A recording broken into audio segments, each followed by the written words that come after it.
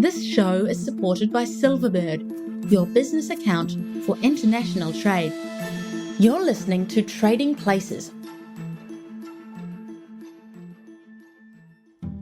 In the final weeks of 2019, as billions of people waited for the new decade to begin, something unexpected was stirring. Reports of a strange new virus somewhere in China were emerging, but after a decade of similar stories, many of us had become accustomed to hearing them and moving on, as the story evaporated from the news, seemingly taking the virus with it. But, as we were all to learn, what unfolded this time was different. And it would transform the way we think about an element so crucial to our health that until now, most people never gave it a second thought. That element is oxygen.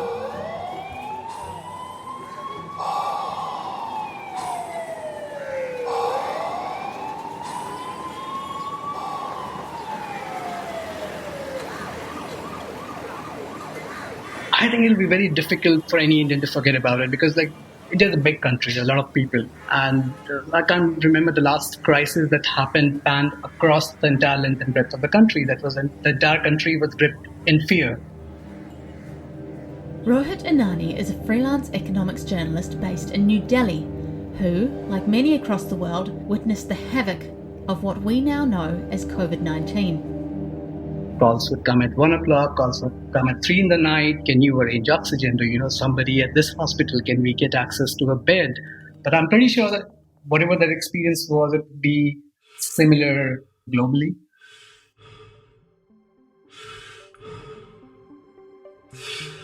We have a new name for the coronavirus. The World Health Organization has officially called it COVID-19. A SARS-like virus, which has infected hundreds in China, has now reached the United States. India's coronavirus pandemic continues to worsen by the day.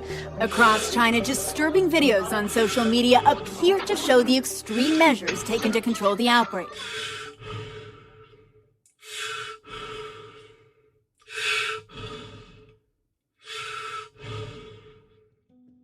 COVID-19 was declared a pandemic by the WHO in March 2020, and it has arguably changed the world forever. As it turned life upside down, business, both large and small, grappled with what doing business actually meant in the COVID era. But for this episode, we're not looking at the pandemic, but how it affected the medical oxygen industry, and how this crisis is teaching people to think about oxygen as a commodity that can be bought and sold. The harrowing images of people gasping for air created a paradigm shift in how we perceive something we all take for granted, the simple act of breathing. India, as one of the worst hit regions in the world, suddenly found itself facing an acute lack of medical oxygen. But why? What happened in India is symbolic of an issue that plagued much of the world. And for this episode, we're going to use India as a template to think not only about the oxygen industry at large, but also how the way we think about oxygen has changed. Let's first try to understand the structure of India's oxygen industry. And then we could come back and really answer this question, why happened what it happened. So from 2015 till 2019, 18, till that time, before we were faced with this crisis, 15% of India's annual production was devoted for medical oxygen use. Rest all of it was for industrial purposes. So why? Because the industries where oxygen is primarily used in India is steel, because India is one of the biggest producers and exporters of steel globally.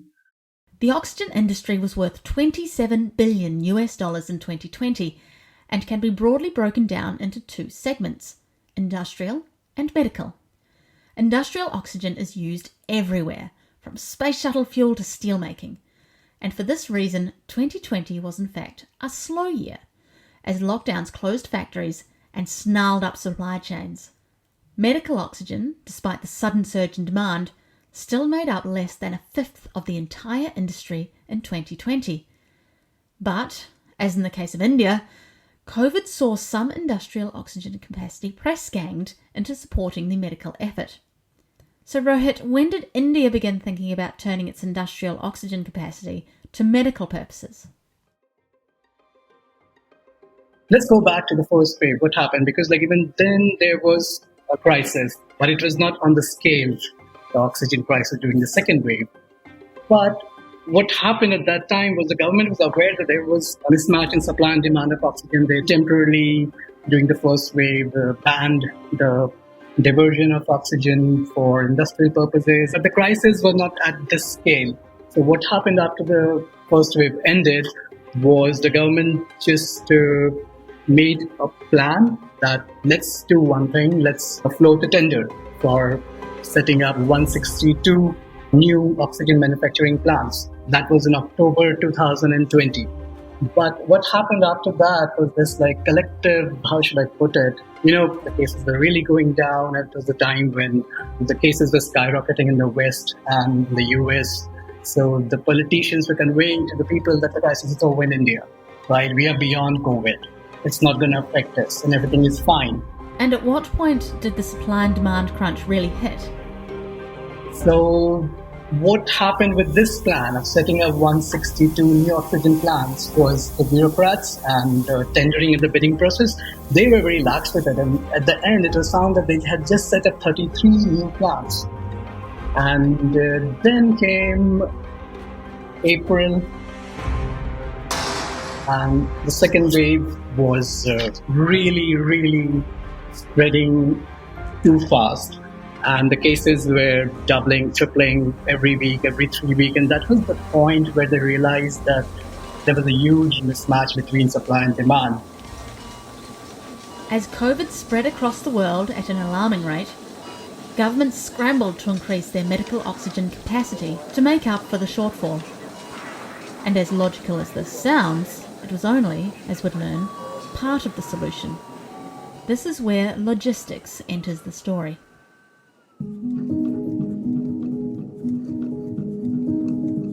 Then there was another crisis, which was the supply. You manufacture oxygen, that's fine.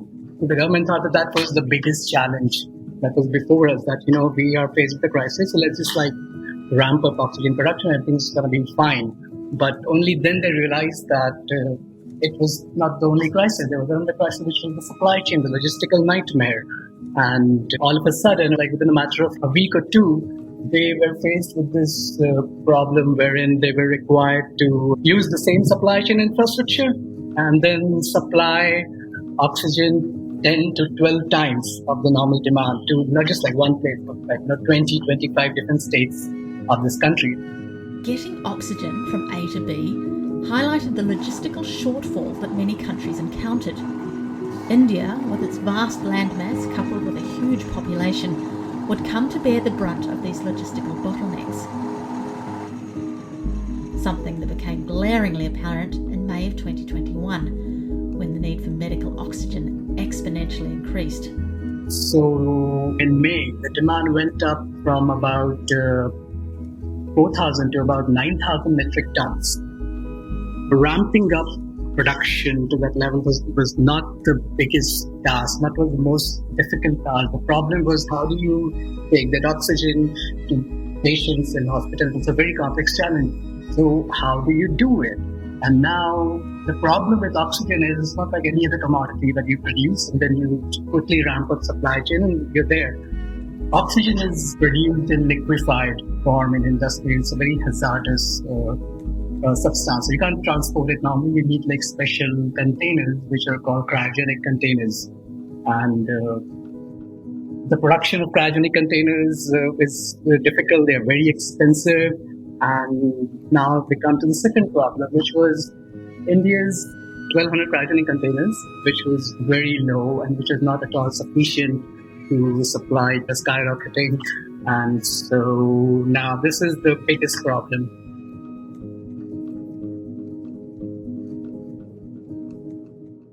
And what happened next played out across our screens globally. Every bed on this ward has someone suffering from COVID-19. And these are the less seriously ill. Yet they still require 24-hour care 7 days a week. Unfortunately, in the face of a crisis, the virus is choosing too much of our future right now.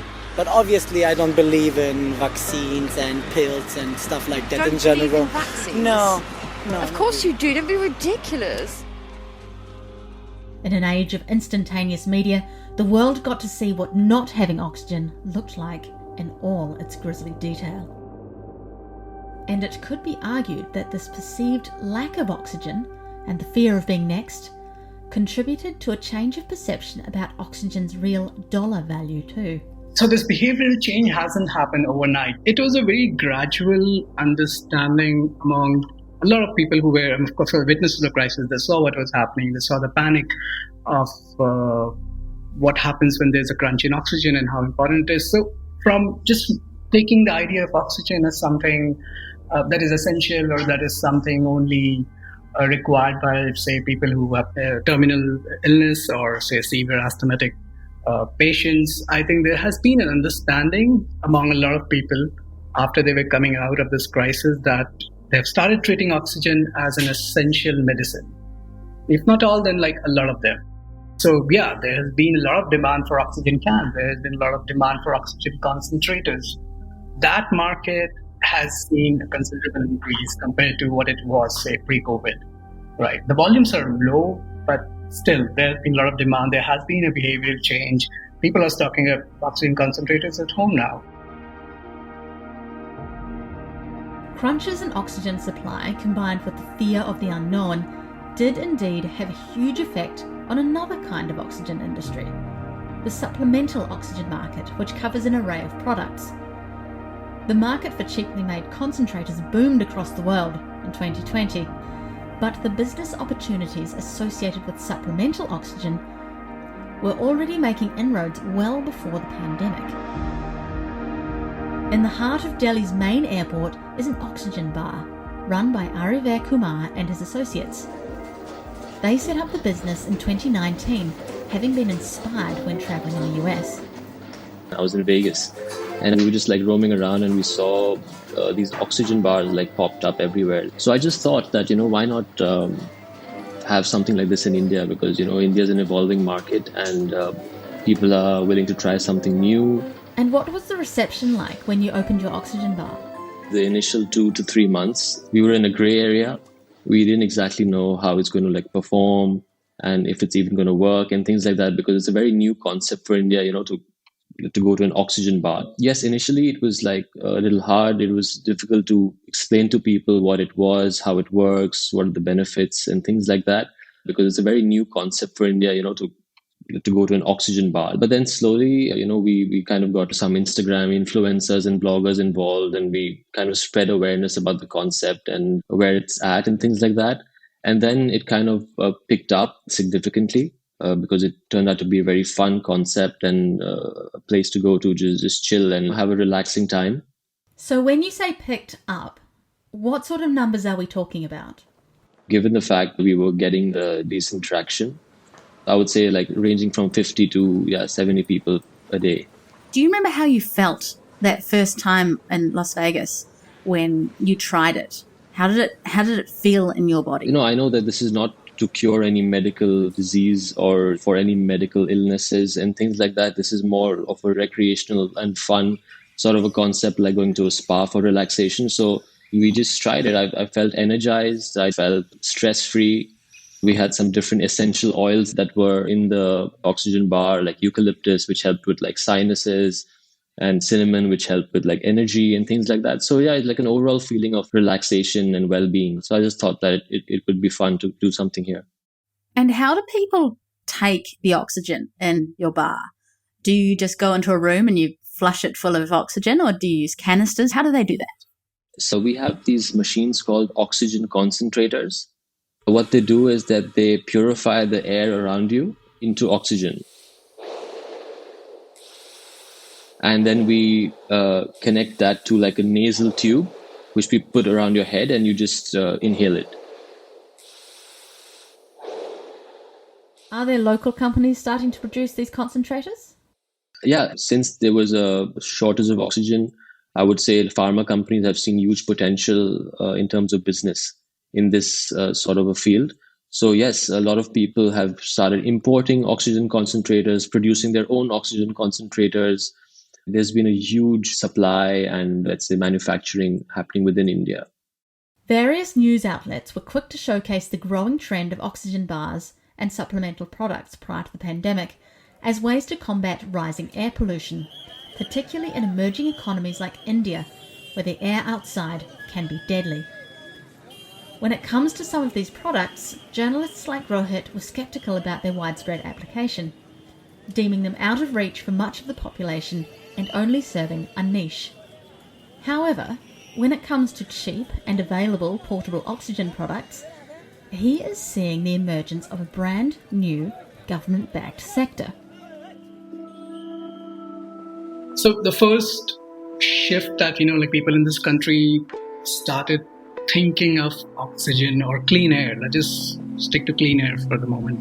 Clean air is something that is an essential part of life after the pollution crisis that skyrocketed in Delhi and other cities. And that was the first time it held the imagination of a lot of people that yes, maybe it's needed, maybe because there was a huge growth in the market for air purifiers. But now with COVID-19 crisis and the oxygen crisis and whatever damage it did, there is unsaid distrust in the government, not in terms of the political distrust per se, but it's just like they don't trust the government to deliver the emergency services when they need them, because they saw what happened, that entire panic and black marketing and complete supply crunch and how it affected, if not them, their friends and maybe their relatives. So that distrust coupled with this realization of oxygen as an essential medicine, this is what leading people to stock up on, say, oxygen cans or stock up on a lot of oxygen concentrators. So there would be a third wave, and I'm pretty sure that whenever it comes, the government is much, much better prepared than it was during the second wave. Even then, just the idea that, another wave would come. So it would just force people to stock up on these oxygen concentrators. Maybe some would stock up on portable mini oxygen cylinders at home. They have already started doing it. So yeah, it is because now people really think of oxygen not just something, we breathe or that's what keeps us alive or it's just there and it's used in the industrial purposes. So that is what is forcing growth of this market of oxygen content, and it's there to stay. I mean, till the time this COVID, the people will start stocking up. Like India, the US took a hard hit from COVID-19, and the knock-on effects were seen everywhere, from panic buying of essentials to people investing in products that they hoped might help should they become sick. Like Rohit said, oxygen was starting to be considered an essential medicine in the eyes of many people for the first time. As the world started perceiving oxygen in a different way, companies that made supplemental oxygen products found themselves in brand new territory. Our founder and CEO started Boost Oxygen in 2007. He'd previously been a beer importer, and in his travels around Central Europe, he noticed hikers and other people using canned oxygen. And so he thought this could really take off in the Rocky Mountains and around Denver and Colorado, especially in places like Breckenridge and Aspen. Mike Grill is the e-commerce and digital marketing manager of Boost Oxygen, a Connecticut-based supplemental oxygen provider that has seen huge growth. For Boost, COVID had a substantial effect on their business, one which resulted in lasting changes. So when COVID hit, there wasn't necessarily a specific use that we could point to and say, this is why people are buying Boost. I think it fell into several different categories, being peace of mind for people who were quarantined and didn't know when they could get to their doctor, to being a recovery tool for people who were now stuck inside or trying to recover from any number of illnesses, to being something that even people who are preparing for the worst are stocking up on, just because you don't know what's going to happen. Do you think there's been a perception change of the value of the commodification of oxygen? From something that you don't think about to something that I might need to go out and buy it?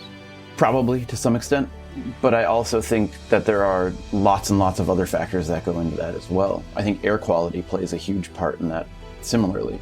where you have, especially in the US, the last couple of years, we've had terrible fire seasons.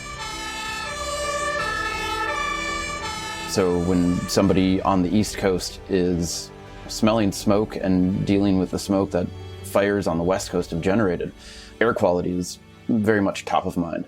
So yeah, and I think with the kind of older demographic, there is kind of an automatic knowledge of like, okay, oxygen, this is going to be good for me. It's not going to be harmful. It's more readily accepted. The perception that breathing high concentration oxygen has health benefits is not new. After all, if breathing regular oxygen keeps you alive, surely breathing more oxygen is even better for you. Claims of better sleep, improved sports performance, and even a hangover cure are made about high concentration personal oxygen. There is little research that bears out any of these claims. But in a world where the worried well are seeking every health edge they can, a lack of hard evidence isn't stopping people believing that a small hit of near pure oxygen will give them the buzz they need to get through the day. Add into that mix a virus that throttled sufferers' very ability to breathe, and you have an industry ready to fly. So talk me through when COVID was really starting to impact the US. What did this mean for Boost in business terms? We essentially sold through all of our inventory, which is usually 3 to 6 months worth of inventory in 3 days. And since then, we've been meeting demand, and it keeps going upwards. That sounds like a lot of demand. Do you have a lot of competitors in this market? We have between 3 and 4 competitors domestically, with only one of them being serious. But we do have between 95 and 97% market share. I think we're in 50 different countries right now. So we are the industry leader by a large margin. But in the last couple months, we've seen a couple more mounted efforts from some of our competitors, especially on Amazon, since the start of COVID. It's a pretty difficult market to just step into. And there are a lot of rules and regulations that make it really hard to just can oxygen, essentially. I'm trying to imagine, how do you go about making canned oxygen? So we get our oxygen from a gas company called Airgas. They do all sorts of different compressed gases, including welding oxygen and aviators breathing oxygen, which is what Boost oxygen is. So we get it in essentially large tanks and put it in smaller cans on an assembly line, where we then seal a valve and snap a mask on top. We then hermetically seal it to make sure that there isn't anything coming into contact with the mask before the consumer buys it. I believe you used to hire contract fillers to do your canning, but now you do it yourself, is that right? We started filling our own cans in, I believe, May of this year. And it's always been part of the plan is to fill our own cans. It gives us not only more control of our production, but it also gives us the ability to kind of do a bit more. So we've started white labeling cans for large events or people's weddings at altitude.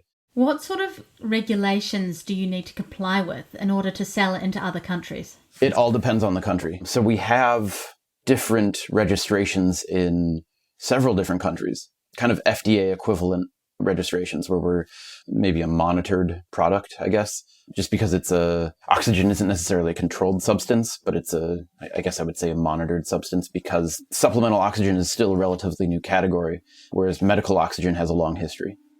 Is this a protected market, or because of the growth over the last year, are there innovations coming that will change it? And if so, what kinds of innovations? I mean, every market is protected until it isn't. It only takes one person to figure out how to do it. But I think there are plenty of innovations that are coming in. I believe last year, one of the bigger tech companies showed a concept for a pen-size oxygen concentrator. So something like that would be incredible, where people who are on medical oxygen or have to carry around an oxygen concentrator, which is the size of and weight of like several bricks, if you can just use something that's the size of a pen, that would be huge. And it's absolutely something that could disrupt the supplemental oxygen market. But yeah. Health and wellness were already a preoccupation for the world's middle classes before the pandemic started. But today, that concept now extends to the quality of the oxygen going into our bodies too. Rising air pollution, and then the horrifying reality of a virus that literally stopped people from being able to breathe, has forced many to look inward and question a lot of what they may have taken for granted about oxygen. If the numbers are to be believed, the medical and supplemental wellness oxygen industry seems to be one that has an upward growth trajectory. Because not only is it truly essential to life, the problems that are triggering rising demand only seem to be increasing. Thanks for listening today. I'm Rachel Williamson, and you've been listening to Trading Places.